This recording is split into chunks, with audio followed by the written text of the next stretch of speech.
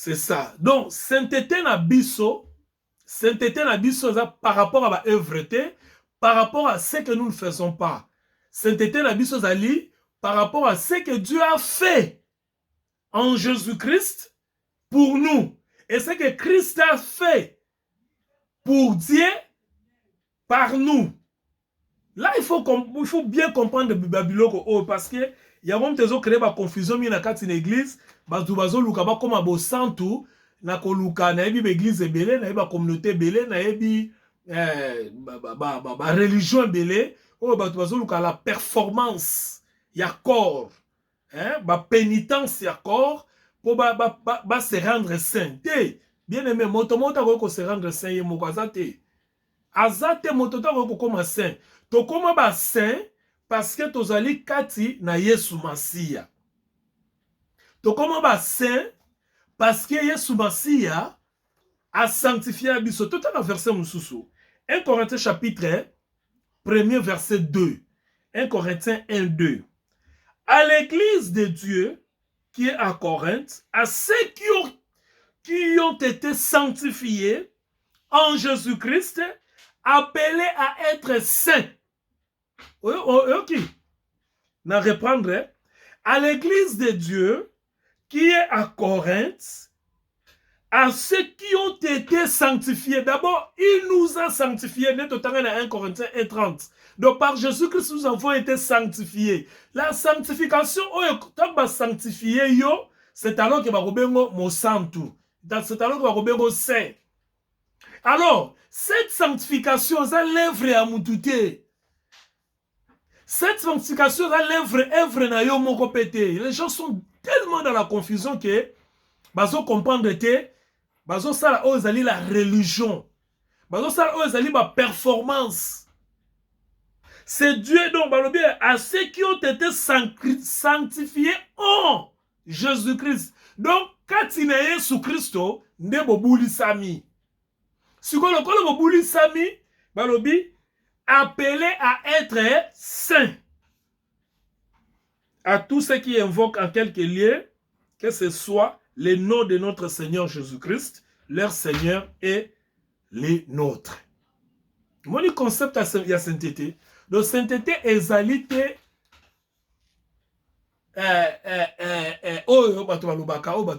sainteté, c'est une position ou bien un positionnement. Donc, motomoko, et ça, le moi na papa, azana aden ya papa. Moi, Moema. Mon père s'appelait Moema. Donc, je n'ai pas besoin de faire des performances, ou bien d'accomplir des performances, ou bien des sacrifices, pour que je garde le nom de Moema. Je ne peux pas na ebite, so na sala nini, so na sala nini, na s'appelle sa papa na ngai, pour na garder comme moi Moema. Non! Je suis le fils de Moema et je suis Moema. C'est donc un point très... Il n'y a pas de débat. Quel que soit ma ben nangai, quel que soit kitoko nangai, quel que soit pauvreté nangai, quel que soit bozui nangai, je reste Moema. Rien ne peut me changer. Circonstances vont changer. Je peux être pauvre, plus que la pauvreté même, mais je suis Moema. Je peux être riche, plus que la richesse même, je suis Moema. Pourquoi? Parce que c'est mon père. C'est le nom de mon père. C'est comme ça. N'est pas sanctification. Donc, tu es déjà sanctifié en Jésus-Christ et tu es saint. En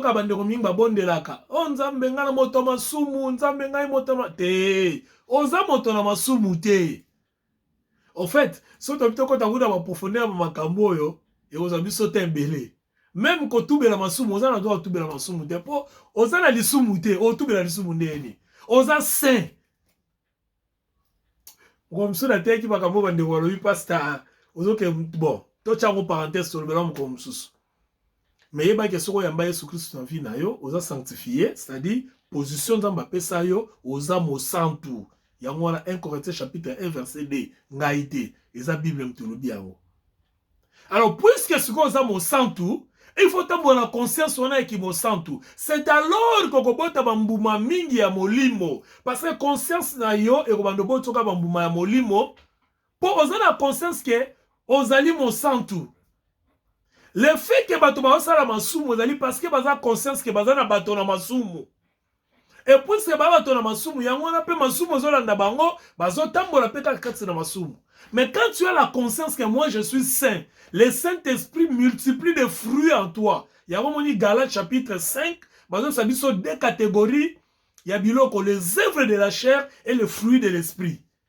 Et ça contraire. Moto a la conscience ya masumu, abotambola na ba misala ya nzoto. Les œuvres de la chair. Pourquoi? Parce que yazo kanisake nazali kaka moto na masumu. Tandis que moto a la conscience ya sainteté na ye, que naza déjà sanctifié, nazali ki moto na masumu, nzamba sanctifié nga ko mo santu, mbala moko molimo mo santu, abandi ko sala mo sala ki mo santu kati na ye. Résultat, bambuma ya molimo komi ko botama. Ya mo l'apôtre Paul na Galates 5 azoloba, les œuvres de la chair et les fruits de l'esprit. Alors dites que les œuvres de l'esprit, non. L'esprit n'a pas des œuvres. L'esprit a des fruits. Tandis que la chair a des œuvres. Pourquoi la chair a les œuvres? Parce que les œuvres, c'est le travail.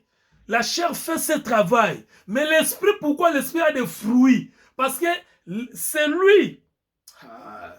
J'aimerais dire beaucoup de choses là-dessus. Celui qui est saint ne fait que reproduire sa nature qui est la sainteté. Au moins, il y a un balobi va œuvre te. Balobi va fruit parce que osa saint, nature est sainte. Donc, résultat ya vie na yo ezali les fruits de l'esprit, les fruits de la sainteté. Tandis que moto nature na ezali chair, a ko reproduire misala ya chair. Yo ko reproduire misala te, yo ko reproduire bambuma, mais ya ko reproduire misala. Il y a vraiment une très grande différence entre misala qui sont les œuvres, or yo sali, ozo bunda po koma mosantu, eza yo, otika la pe kokomate, ozo sala ba jeune, ba retraite, ba ngomba, ba ning, eza yo, ozo lingo sepelisa nzambe, mo otika la pete, parce que ozali na nature ya mabe. Tandis que oyo komi de na nature sanctifiée ya mosantu, abandobota ka bambuma mosantu.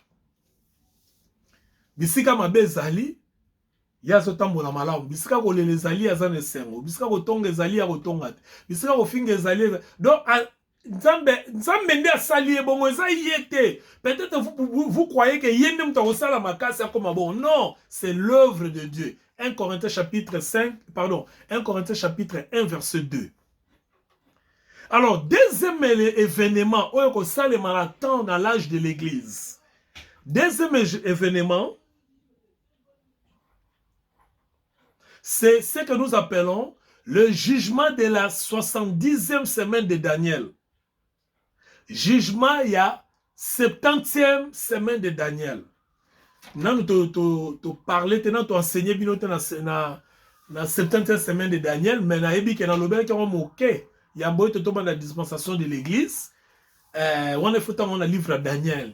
Tu bien en les 70 semaines de Daniel. Alors, dans la 70e semaine de Daniel, il y aura ce que nous appelons la tribulation. Au comme on appelle Apocalypse chapitre 7 verset 4. C'est-à-dire quoi? Tant que tu as la 70 semaines à Daniel, na profondeur, na ko rappeler en haut. La tribulation, c'est-à-dire quoi? Mon premier événement on a eu prophétique ezani. Yesu akoya ako sonner trompette, Bible dit na son trompette, les morts en Christ ressusciteront. Comment ça va se passer? Au monde de Tozaboué. Je donne un exemple, hein? Je ne dis pas aujourd'hui. Yesu akoya par exemple lobby. Bon, disons Yesu akoya les 30 le 30 avril, un exemple, je ne dis pas qu'on a le 30 avril. Ne coupez pas ces morceaux pour dire que pasteur on a le 30 avril. Non, je donne un exemple. Hier, on va le 30 avril. Le 30 avril, qu'est-ce qui va se passer? Son et kobeta, quel est le kobeta? Trompette et kobeta. tant que trompette wana ekobeta eloko ya liboso ekosalema bato oyo nyonso bakufa kati na Yesu Kristo. C'est-à-dire bango bazalaki bandimi ya Yesu Kristo, bandima Yesu Kristo na vie na bango eke bakufa bafrère ebele tokufela basere ebele tokufela bandeko ebele kati na Yesu Kristo. Bandeko wana nyonso bakufi te, Bible lobi balali. Yango apôtre Paul azoloba bozala na ignorance te à ce qui concerne ceux qui dorment. Balali pongi. Donc neto lo bazala pongi. Omoni moto wana frère wana me sœur wana kansaka akufa te alali. Bible mtolobi yango. Siko lokola lali mukolo wana trompette tango ko beta eloko liboso ko salema bango ndenge bakolamuka bako ressusciter. Ndenge salema ka mokolo o Yesu akufaka tango sekwi bato bele basekwaka elengo na ye. Wana eza doctrine mosusu. Alors tango bato bakufa bakolamuka tokomona bango omona pena ndeko X akufaka ndeko Y akufaka alamuki siko bandeko wana batango bakolamuka na biso toza bandimi maintenant tokufi te toza la bomoi o toyoki son à trompette biso na bango tokosangana nde tokende likolo mais biso o tokozala vivant tango tokoyoka son wana tango bango baza kolamuka biso tokozala transformé biso tokozala changé. C'est-à-dire quoi? Toza suna nzoto te koro te omoni nzoto na biso ekozala su nzoto te ekozala un corps transformé lokola Yesu Masiya tango asekwaki nzoto azalaka na ngo wana o asekwaki yango pe biso tozala nango po yango nde ezali corps bandeko balandanga uta ebandeli na première dispensation bako se rappeler yango nde ezali corps céleste. Donc corps wana ezali en même temps céleste en même temps terrestre. C'est-à-dire evandaka na mokili oyo pe evandaka na mokili wana. Bandeko balandanga ne bandelu bien soko na page sur YouTube ozongi ne bandelo mona mateya oyo.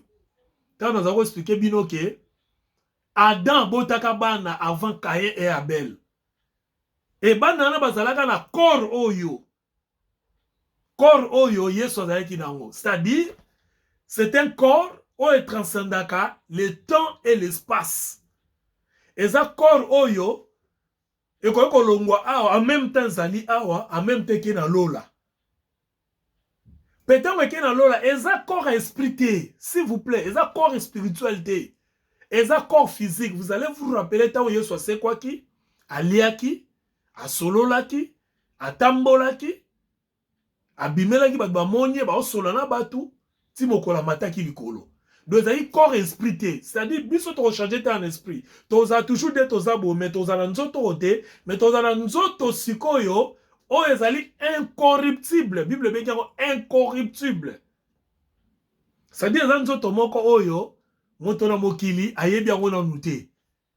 Moto na mokili amona yango na nute, mais c'est ce corps-là que nous aurons parce que le Seigneur Jésus avait ce corps-là. Avec bato siko bako sekwa, o bako lamuka, o bako fa kat na Yesu, na bango na biso, tozala transformer na corps wana nde eko permettre biso tokende na mboka wana bakendaka.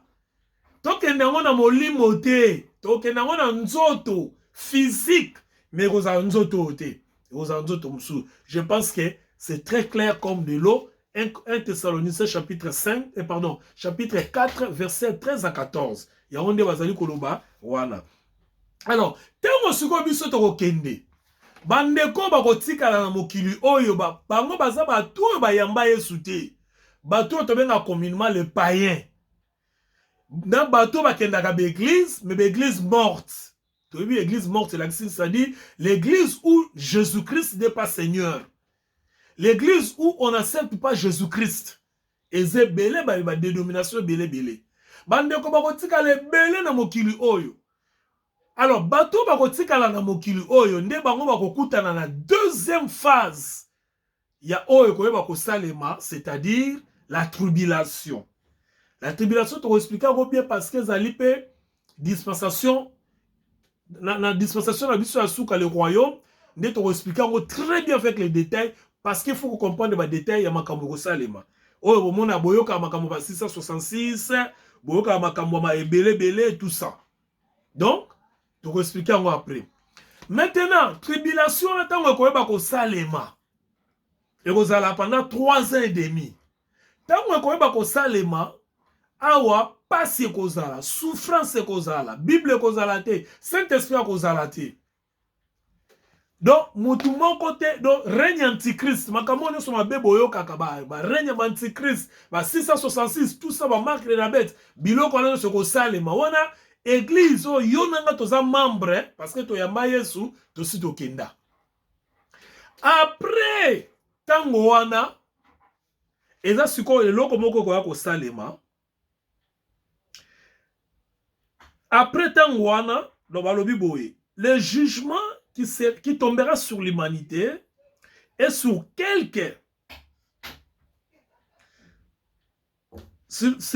personnes qui ne sont pas sauvées, mais qui fréquentent l'église. Au début, verset moyen sur le baki, beaucoup me diront, Seigneur, Seigneur, je t'ai servi. Seigneur, Seigneur, je fais ceci. Seigneur, Seigneur, je fais cela.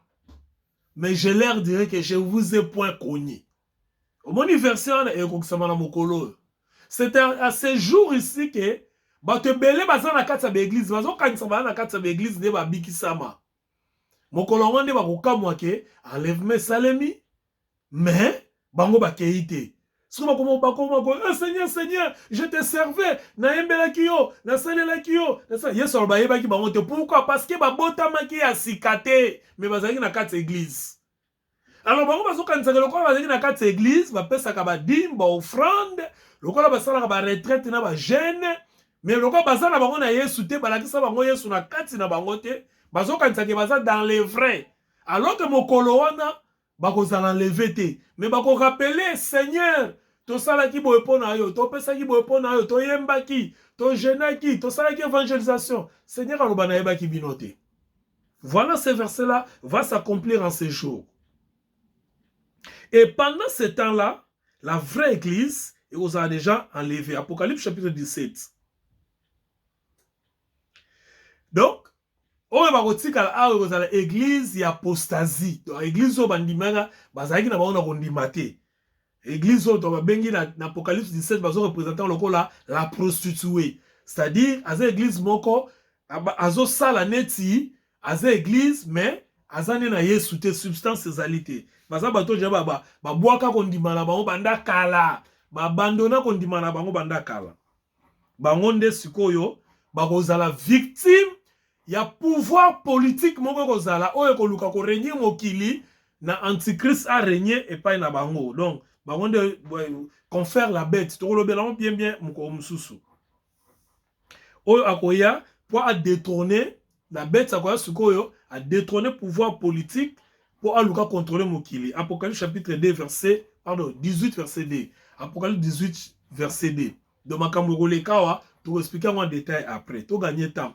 Troisième élément prophétique, événement prophétique, il y a église. Troisième et le dernier élément prophétique, événement prophétique, c'est le retour de notre Seigneur Jésus-Christ sur la terre en puissance et à gloire. Alléluia. Si vous avez un salema, il y a liboso de tolobi, église ekei, il y a mis balé tribulation, il y a mis ça tout ce que après tribulation. Kolo Yesu Kristu akoya kozonga na nguya na enyoso pe na nkembo na enyoso. Alléluia. Kolo Yesu wana oya yaki kozo église la deuxième fois de la seconde venue, akoya lisusu après tribulation tango yokoma na suka, akoyeba kozonga na mokili oyo. Omoni mokili oyo tozali Yesu akoya kozonga na mokili oyo. Akoya ce qu'on a puissance moko impossible. Non to mona na dimension wana te. Pe akoya na nkembo na ye nyonso akokita nango. Pourquoi akoya na nkembo na ye na puissance? Parce que akokita pona ko établir le royaume millénaire. Bokonzi ya 1000 ans. Donc tango akokita wana akoya kokita na bokonzi ya 1000 ans oyo kosala ke pendant 1000 ans ako régner lokola le roi des rois, lokola seigneur des seigneurs. akorégner na kati na mokili wana na deux dimensions. Dimension kaka ya justice et dimension ya paix. C'est là où il y aura des jugements. Hein? Donc les jugements derniers, les jugements trône blanc, il y a ni trouvé na babilo kwa nyonso. Donc Yesu akoya ko zonga sikoyo parce que tant akoya ko zonga wana na gloire na ye la kisinine. D'abord akozonga la puissance parce que moi na puissant. Puis akozonga la gloire c'est-à-dire ba ange na ba santu o ba mataki elongo na ye.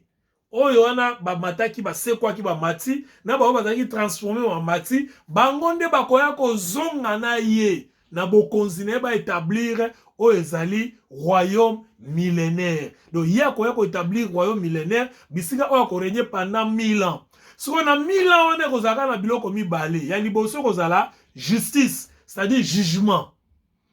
A parce que tant kozonga akoya kokuta mokili o ezali dominé par l'antichrist. Mokili o ezali na kati ya tribulation.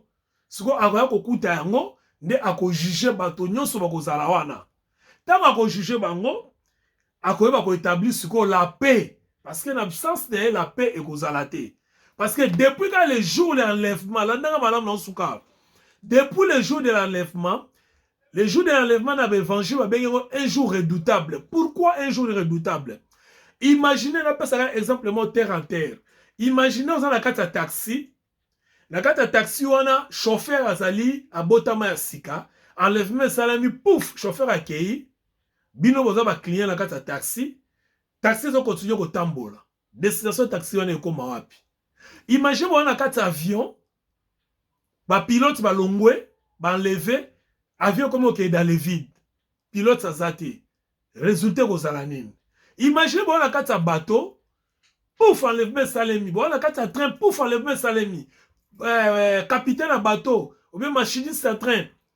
Allez, accueilli. Bino ba passager botikali. Résultat aux alanines, ba train à grande vitesse haute. Imaginez na hôpitaux, ba docteur bazo soigner bato bana ba bonbon, bazana ba coma. Imaginez na ba entreprise zo ezali ba barrage à Inga, ba barrage à mine, ba barrage de centre nucléaire. Bato bazo contrôler baza enlevé. Suite aux années et kozala jour moko catastrophique. Un jour très redoutable. C'est à partir de ce jour-là que mokile koyeba su kozana kimiate. Wana ba santu baseba kei, wana église sekei. Bon, tant que l'église kwa kozonga, nzamba kwa Christ kwa kozonga na nkembo na ye, na bandimi pour établir justice, à juger batu o batikala na mokili. Jugement ko salema pona nini? Jugement ko salema selon Jean chapitre 3. Car Dieu a tant aimé le monde qu'il a donné son fils unique, afin que quiconque croit en lui ne périsse point, qu'il y ait la vie éternelle. Mais on déjà condamné. Bien aimé, l'occasion nous est donnée. Tu crois pas à Jésus-Christ. Tu accepter Jésus-Christ dans la vie d'Abisso. C'est lui le don de Dieu. Et c'est lui qui va nous amener vers le Père pour l'éternité. Et retenez ceci. C'est le temps de la moisson. C'est-à-dire le temps où il y a Kobuka. Nzamba lona qui ne l'angaradene. Adam et Ève. Na suka on a dispensation oyo akoyeba kobuka bambuma oyo ezali ba fruit oyo digne de la repentance, c'est-à-dire bambuma oyo moto nyonso alonaka ayaka kobuka na suka tango komaka tango ya kobuka, tango ya moisson, tango ngonde yango babengi église. Parce que après ce temps, après cette dispensation, il y aura plus les messages. Après cette dispensation, il n'y aura plus de messages. Matin est kozalate, grâce est kozalate, Saint-Esprit est kozalate, Église est kozalate. D'où le moment personnel biso awa yangoyo, tu acceptes le don de Dieu. Tu zalaka ba membre église te, mais tu zalana Christ katina biso. Parce que Christ, c'est l'arche de Noé. C'est lui qui nous sauvera na o ezali déluge ya bomo ina biso. C'est lui qui nous sauvera na jugement oyo ya tribulation zali koya. Ce n'est pas la fréquentation de l'église. Ce ne sont pas les sacrifices qui nous sauveront, mais ezali Jésus-Christ oyo tozo accepter na vie na biso comme Seigneur et Sauveur protéger biso. Que le Seigneur vous bénisse. Je prie que le Seigneur puisse éclairer votre entendement pour comprendre le message ou pour accepter Christ dans votre vie pour vous saluer à vous. Amen.